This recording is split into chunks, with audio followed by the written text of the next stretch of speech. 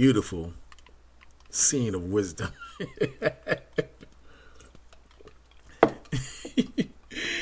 Hey, today was a beautiful day, man. It would have been a great day for camp if we didn't have this lockdown. But at the same time, sometimes you need a break, a long break, to get your head together on a few things, wrap your mind around what's happening and what's happening within your spirit as well. Sometimes you need that time, man. I mean, some brother, it's been a long time, but sometimes you need to separate from brothers and sisters. You need a break because you know the heathens they gonna do their thing, but sometimes Israel, they can be very frustrating. You need a break from Israel too.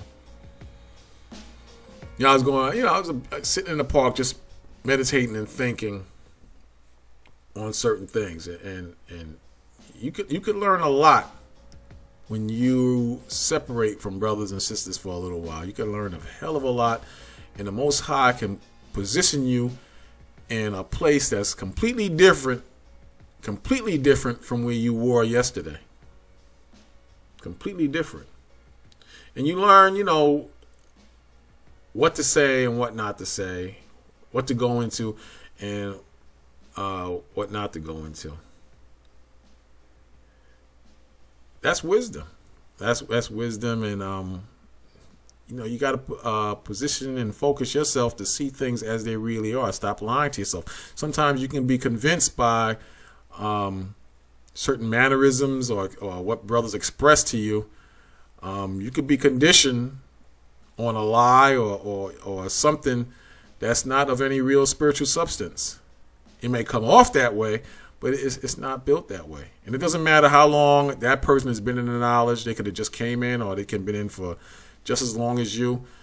You can be manipulated spiritually, or your growth can be stunted.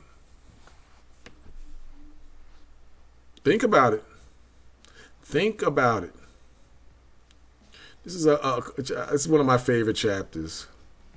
Whenever I'm having issues with brothers or sisters or certain people on social media, this is one of my favorite chapters to go into, and it's something to consider.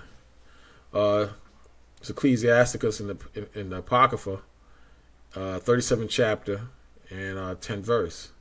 It says, "Consult not with one that suspecteth thee." You're going to have issues with certain brothers and sisters, but the Most High says, consult not, meaning talk not, with one that suspecteth thee. And hide thy counsel, meaning what you say, from such as one as envy thee. So every brother is not going to be a brother, and every sister is not going to be a sister. You have to be very careful on what you discuss with certain brothers and sisters on matters of the heart or the spirit, or your experiences, or what you think. Everyone is not made to come into your heart. The same way you don't let everybody in your home, the same way you don't let everybody in your car, the same way you don't let everyone around your children. In your spirit, it's the same thing. Everyone should not be in your spirit. The scripture says out of 1,000 counselors, have what? Have one. So everyone is not meant to be in your heart.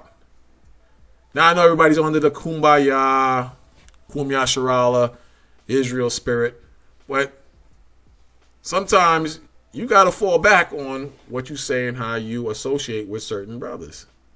It says, neither consult with a woman touching her of whom she is jealous. So you're not going to consult with a woman on the subject matter of another woman that she's jealous over.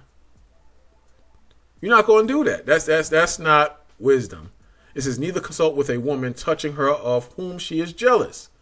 So you're going to leave that alone if you have wisdom.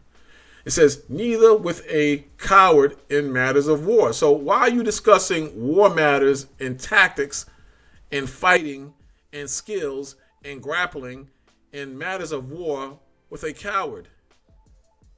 A wise man or a man of wisdom, he's not going to do no such thing. And then you read on, it says, nor with a merchant in concerning exchange. So a merchant is a salesperson, a businessman, Why are you discussing business with someone who knows nothing of business? Why are you discussing trades? Why are you discussing property and real estate and anything pertaining to money with someone who has no understanding in those matters? Why would you do that if you're a person of wisdom? It says, nor with a buyer of selling. So if you're a buyer, why are you discussing selling? Again, it says, nor with a buyer of selling, nor with a envious man of thankfulness. So a person who's envious or has a bad spirit, why are you discussing thankfulness or something pertaining to some form of compassion or something pertaining to some form of having good thoughts towards another brother if this is an envious person? See, this is where it begins. You link yourself up with these types of individuals, and then you stunt your growth. You stunt your growth and you hold yourself back because you're not in the same mind frame or spirit or level of these people. So right away, these people who are envious or cowards or exchange persons or non-business people or buyers and not sellers or the opposite, you've put them on an equal level with you, and you're so off balance, you're so broken that you don't function right. You don't function right. And this is where the dead weight issues come in. This is where dead weight issues come in. These people have no business in your spirit, in your conversations, or in your business or your daily travels. I'm not saying to cut a brother or sister off. I'm saying limit your relation with people on matters that don't pertain to them. Limit that. And that's what this is what the chapter is going into. And this is very true. You got brothers trying to fit in where they don't fit in. You got sisters trying to fit in where they don't fit in. You have evil brothers and sisters trying to fit in among people who are trying to be righteous or righteous. And because of your lack of wisdom and you don't use wisdom, this creates problems. This creates problems. It says, nor with an unmerciful man touching kindness. See that?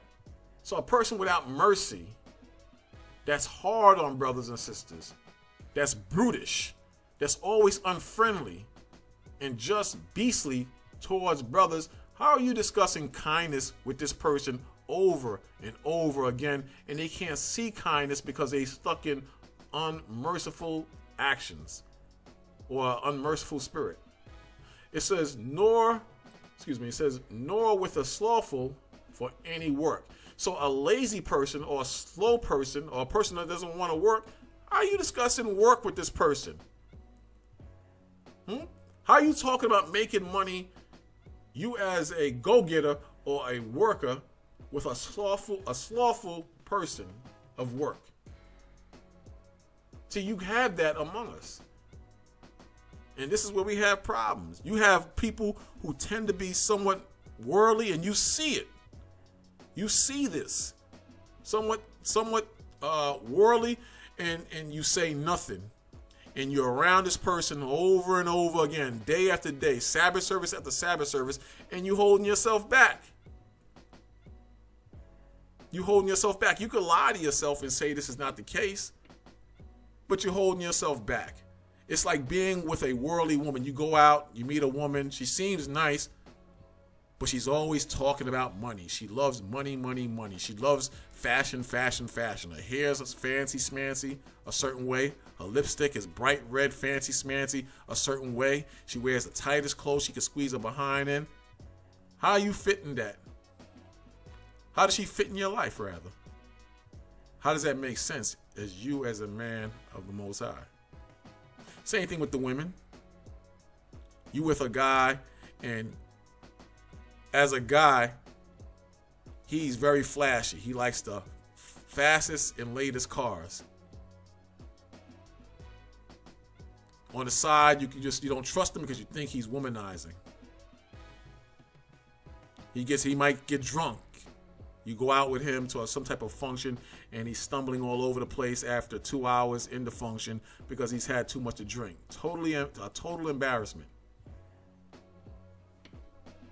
How are you equally yoked if you're a believer and he's an unbeliever? Or he might even be a believer, but look how he functions. In the case of the man with the woman, she might even be a believer, somewhat of a believer in both cases, but look how they conduct themselves. Why are you with that person? I mean, I'm not saying you not to be with that person. You could be with whoever you want. But in your spirit, if you truly a man or a woman of the Most High, whether it's a spouse or a friend or a family member or just someone you're consulting with, there's a break. There's an uneven balance. Because the merchant shouldn't be talking with the person of exchange. The buyer shouldn't be talking with the seller. The envious man, he shouldn't be associating with a man full of thankfulness. And an unmerciful man, he shouldn't be with a man that's of the spirit of kindness. So the next time you are in camp or you in church or you with the body, you analyze the different people you function with. And you see how different you are in regards of purity of the spirit, in regards of a sincere spirit, in regards of a spirit that's trying. Because I'm not saying anyone has to be perfect, but if you're trying and you're struggling, but you know you have a good heart because you keep trying every day, whereas there's someone to your left or to your right that's bitter most of the time. There's someone to your left or your right that's envious some of the times. There's someone to your left or your right who have anger issues some of the times. Are they really compatible with you? Are they really a fellow soldier that should be around you? If this is consistent behavior? I mean, tell me. Tell me. It says, nor with a slothful man for any work, nor with a hireling for a year of finished work, nor with an idle servant of much business. See that? It says, hearken not unto any of these in any matter of counsel. Hearken not unto these in any matter of counsel. Then you read on, it says, but be continually with a godly man. See that? A godly man, whom thou knowest keep the commandments of the Most High. So these are the brothers and sisters you want to be around. I'm not saying they have to be perfect. We all growing. We all fall short. The Lord said we all like filthy rags. So don't, get in your mind or get bent out of shape. I mean, you have to be perfect. I'm not perfect. But there's a difference of trying, sincerely trying and falling down and getting up. You ever see a baby that's just learning how to walk and the baby keeps falling and then gets up and the baby grabs onto the table to stand up straight and falls down again, but it struggles to get up? That's how some of us are in certain areas.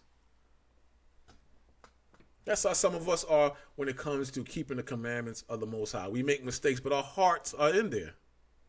And you recognize them brothers and sisters who are like that. You'll feel comfortable around them. In other words, when they're around you, it doesn't feel like a threat. You ever have a brother or sister who's around you and they have their issues, but they're not a threat? He might do something wrong, and someone will cover for him and say, "Well, the brother, he has a good heart. He has good intent. He meant no harm. All his actions were in from a positive perspective or a positive intent." It says, be continually with a godly man whom thou knowest keep the commandments, whose mind is according to thy mind. See that? Whose mind is according to thy mind, and will sorrow with thee. He's not going to attack you when you make mistakes. See, that's what I'm talking about when you feel comfortable with someone. That they're no threat to you, even when you make a mistake. Why? Because they will sorrow with you when you miscarry. See that it says, and will sorrow with thee if thou miscarry, if you mess up, if you fall. No matter what you fall into, they know you a good brother or sister, and they're gonna walk the walk with you, and they're gonna sorrow with you when you miscarry. That's the type of brother or sister you want to be with. That's the fellow soldier you want to be with. But that was just something on my mind. And, when you mess up, this is what I want to say also. When you mess up, don't be so hard on yourselves. Don't be so hard on yourselves. Get up and get yourself right and do better. Do better. Don't let men be the Most High over you.